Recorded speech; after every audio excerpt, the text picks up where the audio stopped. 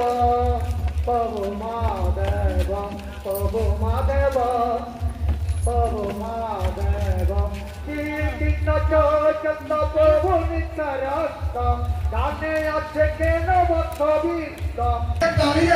শ্বশুরবাড়ি